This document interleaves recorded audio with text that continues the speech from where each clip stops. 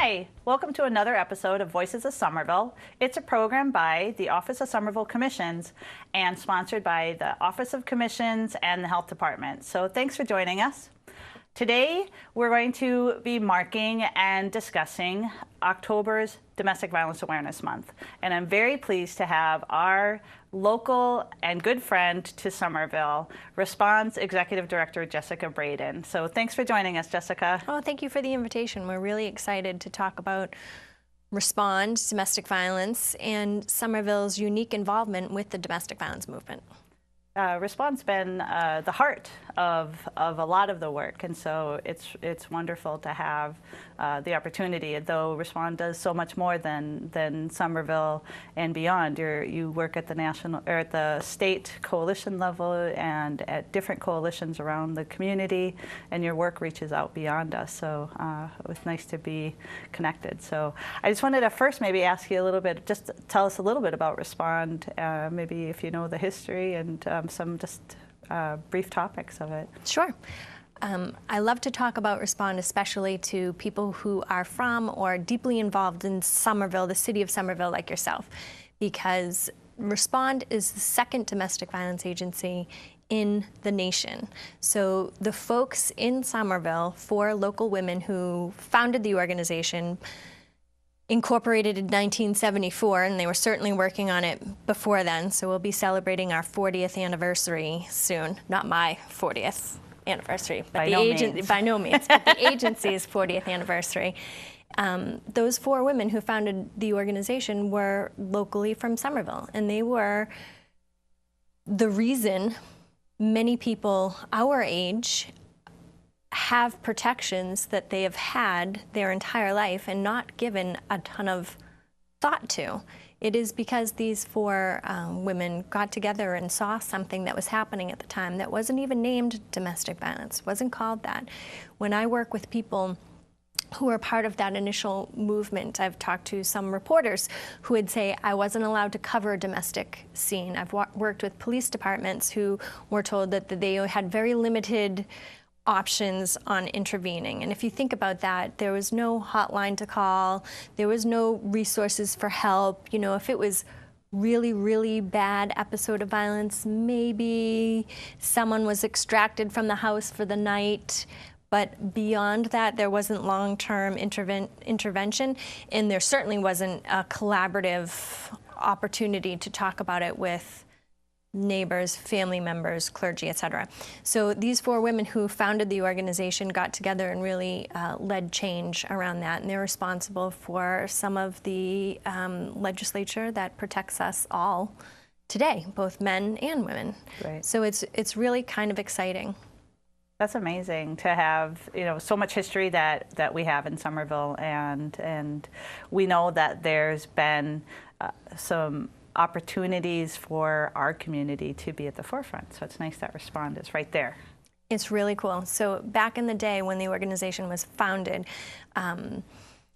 there was no shelter. The founders would leave a porch light on, signaling that their home was a safe home, that you could go there and get respite for the evening. And through the years, that has evolved to an organization that now has served over 100,000 people in the local community and employed hundreds of people from the local community. And our services include a shelter, which we were able to obtain, and we have a hotline that's been answered 24 hours a day, 7 days a week, for over 25 years. And we also do some counseling, both individual and group counseling for people who are in various stages in their relationship. Some people have left their abusive partner, some people are struggling with how to leave and what the best options for them are. And we do a lot of education and outreach. We saw over 5,000 kids last year alone in the classroom doing formalized curriculum in health classes, as well as very informal conversations, which are really my favorite because I think you can make a really good connection in that kind of atmosphere. Right. Just tabling in the cafeterias asking questions of kids as they walk by, being available for them to ask us questions. And through that, we've seen an increase of teens calling our hotline looking for resources and help. So that's been very exciting that we're being able to start that dialogue with younger people and let them know that resources are available. Right. I think that's a key for our local teens, is to understand the beginning stages of what a healthy relationship is, and then some of the signs, and then knowing where to go. Because I think that's the place where our teens end up wandering, because we may not want to talk about teens dating or teens, getting into difficult situations. But it's nice to have an agency right in there saying, these are some information. Share it with your friends. Share it with someone that you know. Doesn't have to be an assumption that teen is it. It's informing everybody so that the community can be aware, and that's the teens. So our hotline is available for anybody who has questions about domestic violence. Anybody. We'll have people call up and ask questions about their own relationship. Am I at risk? Is this domestic violence? We'll have parents call and say, how do I approach my teen? Mm-hmm. I think that, I have reason to be concerned. We'll have police departments call and say, I'm here with somebody who needs help. We'll have other human service providers whose specialty is not domestic violence call and ask for assistance. So that is a great thing to point out about our hotline. It is really available to anybody who has any questions about domestic violence. And one of the things that we're commonly asked are, what signs should I look out for? So when we're talking to parents who are specifically calling about their teens, and this holds true, the number one sign that I tell people to look for holds true for adults and for teenagers, is isolation. I find, and our organization finds, that you are much more likely to be able to victimize and control somebody if you've isolated them from all their other natural supports.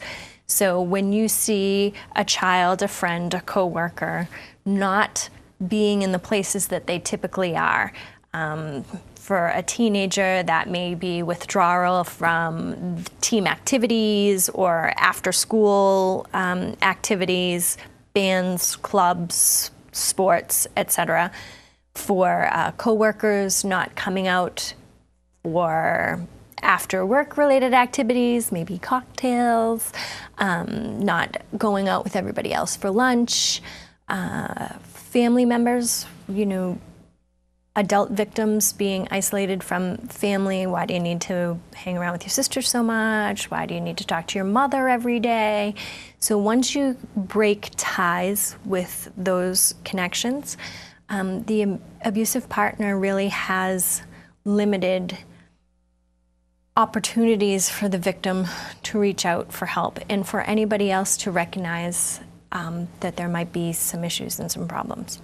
I think that's really key, is that to be able to figure out what the folks in your community are doing, and you notice the changes, which you said, which is the change in someone's behavior, that they are maybe becoming, just not choosing to, but maybe they've kind of changed their behavior, so they're not wanting you to welcome them, they become prickly, they become difficult to, that they're maybe creating signs that weren't there, months ago, and you might have to kind of piece some things together and start figuring it out, and that's why Respond's line is there.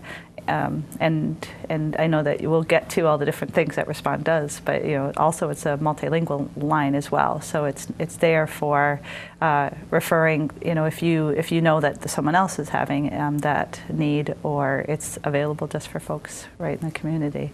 Sure. Right. We speak a number of different languages on our hotline via our staff members in-house, but we also have the ability to reach out to either a partner organizations or a language line, so that people should be aware that our hotline is really available to most anybody. Right. What are some of the other signs? So we talked about isolation, and it's one of the programs that the Women's Commission in its role tries to do, is work against that isolation by creating opportunities for people to do things, knowing that there's that baseline need for more opportunities for women to join in on different kinds of things. So, but speaking of like other signs, I know that there's multiple signs that are maybe not so obvious, and people think it's automatically a sign of abuse is someone being hit.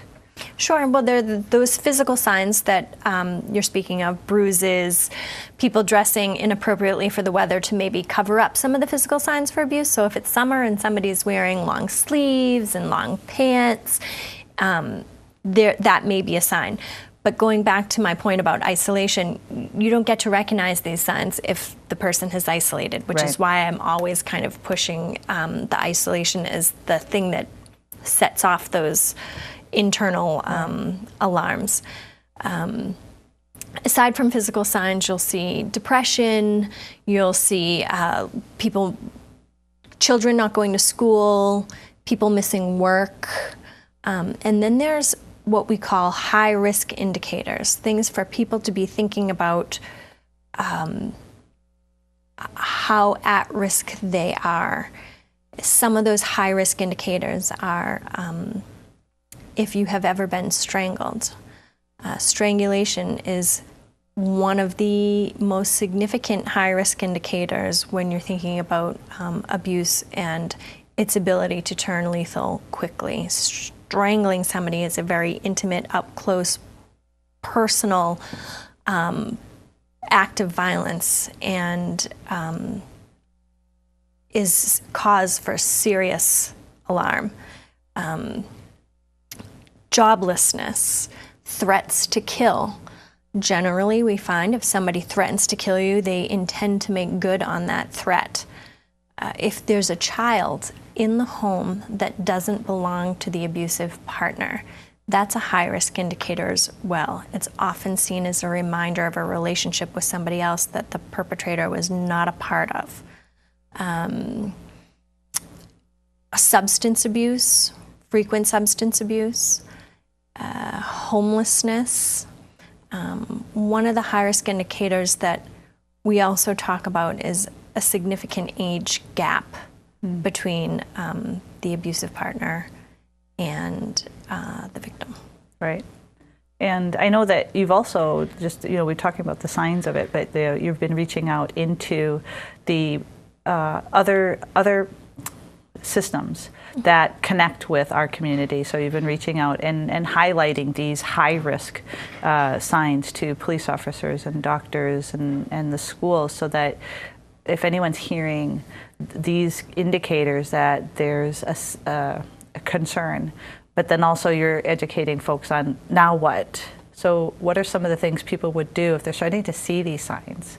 And these are, whether that's a teacher or the school's police officer or someone mentions it, what would they do next? One of the things I suggest is calling our hotline. Each case, every case poses its own unique challenges. So call our hotline and talk about who you're approaching, what the circumstances are. The most dangerous time for a victim is typically right after or while they're planning an escape from their perpetrator. So we always want to keep victim safety in mind. Going back to Somerville being on the forefront of the domestic violence movement, Somerville is very cutting edge in that it has a high-risk assessment team. And what that means is it brings together various players who may be working with both a victim and a perpetrator. And its focus is twofold: to provide the victim services and to keep hold the offender accountable. So we bring together the domestic violence providers, like Respond, the DA's office, so we'll have the prosecutors there, we'll have the victim witness advocates from the court. Those are the people who may be helping victims get restraining orders or who are there in court to provide a support as the case goes through its typical channels. We'll have mental health providers who are providing services in Somerville. We'll have the local police department. We have somebody from the commissions who's familiar with the city and the opportunities the city might have in providing services to the victim or holding the offender accountable. And all these people come together and talk about these high-risk cases. One of the problems we're finding in Massachusetts is that there is not enough shelter for the people who are fleeing domestic violence situations. These are high-risk cases. People aren't looking to leave their home unless it's a last resort. Right. So last year, Respond alone had over 800 requests for shelter that we could not accommodate. These high-risk teams recognize that there is a shortage of shelter and work to keep people in their community and to keep them safe without further incident of violence, and they track the offender at the same time. So it's really unique and new and exciting, and Respond has been working on the Somerville team, and I believe the Somerville team is the third in the state. I think Cambridge was first, and I think Jeannie Geiger's Newburyport first after, was yeah, first. You're right, yes. And then Cab Hart, which is our counterpart in that does Cambridge, Arlington, and Belmont, was number 2. Which you're associated with. Correct. Right. And Somerville was number 3. Right. So it's really exciting. And to date, any of the cases that the Somerville team has been monitoring have not escalated to be a domestic violence homicide. And you have a lot of folks that you're looking out for. And correct. I think what is even more to be appreciated about this opportunity is that you're trying to help people to live as vibrantly as they can in their community, with as little impact as possible, while holding their abusers accountable in the system. But I think that is what is something to really celebrate about this, is trying to keep people as vibrant as they wish to be and not feel that they're cordoned off and contained in a box. Going into shelter is no joke. And often when I speak to people about domestic violence and moving into shelter and the decision being made into shelter, people are fleeing for their lives. It generally is not something they plan for next month or several weeks from now. I say, imagine right now you need to make a decision to protect your life and that of your children, and all you have access to is what you might have on your person at this moment. So, for instance, I showed up today, I don't even have my wallet.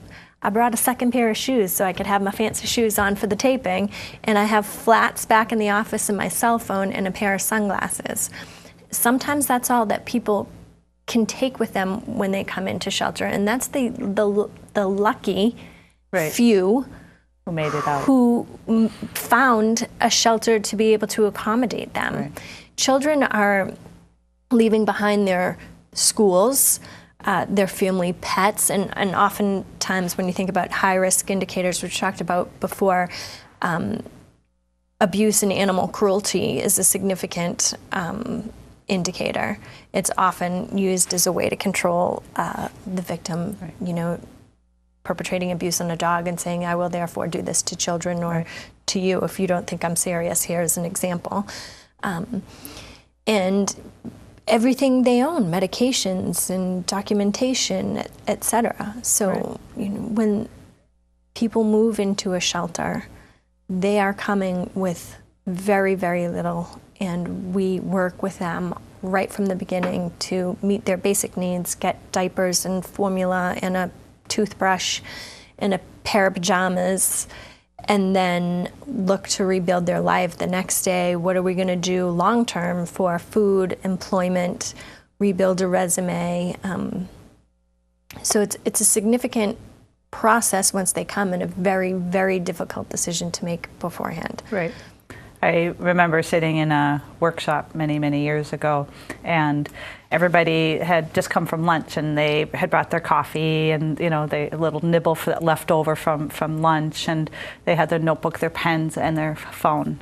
And they were told, just for a moment, just leave your things at the desk where you're sitting and just transfer to another site. And so they were given numbers as to where to transfer to. And then for about the rest of, for another hour and a half of presentation, they weren't allowed to touch their things. And people's anxiety level went really high. They're like, can I just get my coffee? I just got my coffee, I want my coffee. And they're like, no, you can't. You can't. And so people had to watch their coffees go cold and their little nibbles and watch that happen and kind of start feeling the level of what it might, just a little bit, what it's like to have to abandon your things and strike out without your plans of what you thought you had. And these are just your cup of coffee and your cell phone. And so I think that that's like speaking to what you guys have to help people to rebuild. And I think that's also speaking to it. You may be helping with a toothbrush, some of these objects, but you're empowering them to be rebuilding their lives. And so that's the delicate work of not doing it for people, but to be empowering and supporting in their making some new choices. Sure. We have the short-term consequences of homelessness and not having the stuff. Right. And then we have the long-term consequences for children moving schools, children and adults having to leave behind primary cares. Some people may be medically compromised. Certainly people who are disabled are victimized at a higher rate than people who aren't disabled, which makes great sense because it's easier typically to exert control over somebody who has disability. So we're talking about being able to help people through their immediate needs and also preparing them to begin to address the long-term needs, which include the education and the medical component, but also may be also components of post-traumatic stress, anxiety, etc. I wanted to talk a little bit about, as we start heading to the last component of the program, of the new initiatives that Respond has been doing and works on. You just work in so many different layers. There's, at the governor level, I know that you guys work there. There's collaboratives. I just wanted to kind of reach out to beyond the day-to-day work that people might think of what Respond does, and the deepening relationships you have. So we work collaboratively with multiple layers of people who are at the forefront of this work. One of our partners is the Jane Doe, which is the Coalition of Domestic Violence and Sexual Assault Providers. We work with them to change legislature on the state level. We also work very closely with our district attorney's office, looking at ways to better coordinate service to victims and making sure that everybody's on the same page, along with our police department, to provide a better protection and better service to victims at the same time, again, holding offenders accountable.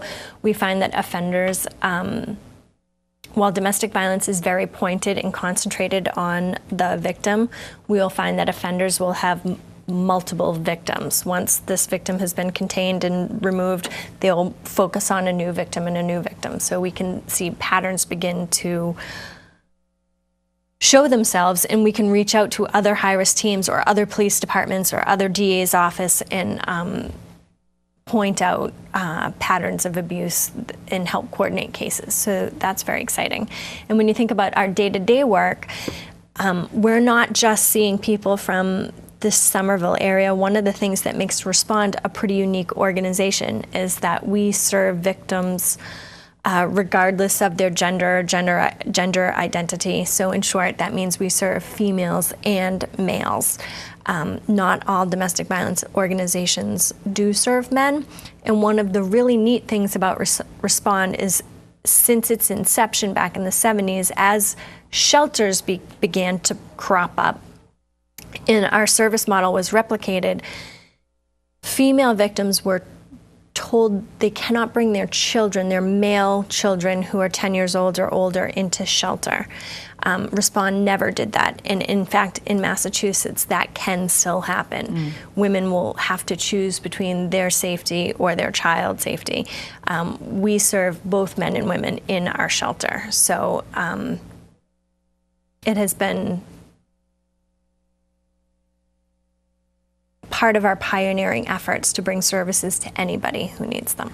Again, speaking to Respond being on the front for the high-risk aspects of it, the deep foundation that builds different programs, and then also just the outreach that's been happening. So Respond does a lot. We do a lot. We're seeing over 10,000 people between our prevention, education, and intervention efforts in a year.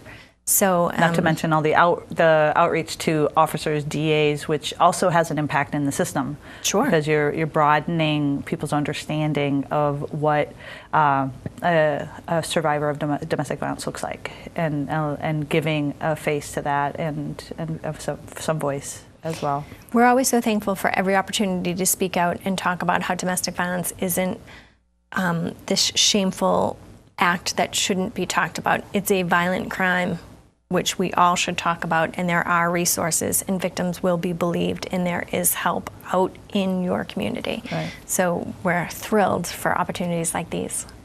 And so I just wanted to give you one final thing, if you want to share with the community. What would be a final thought beyond our giving direction as to how to reach Respond? We'll be giving that. My final thought would be is domestic violence does happen to anyone, regardless of gender, race, socioeconomic class, age, ability, you name it. Anybody can be a victim of domestic violence, and there are people available 24 hours a day to talk to anybody who has questions about themselves, a neighbor, a friend. Reaching out to us can and has saved lives. So please don't hesitate to call with any questions at any time. So we have had a great opportunity to learn more about domestic violence with our own agency that's in the heart of Somerville, and I just want to thank you, Jessica, for coming and helping us to discuss a really important topic that really impacts our work, our schools, and our families. So thank you. Thank you very much. So to learn more about Respond and the services that they have, follow what we have on the screen. We'll give you more information, and you can check out their website, which I'll just say is Respond Inc. No dash. Respondinc.org. Respondinc.org. And so please continue to reach out and help our community. So thanks for joining Voices of Somerville. Thanks to George Woods, Steve DiCarlo, and all the team in communications. And please continue to tune in and help our community members. So thank you. Thanks.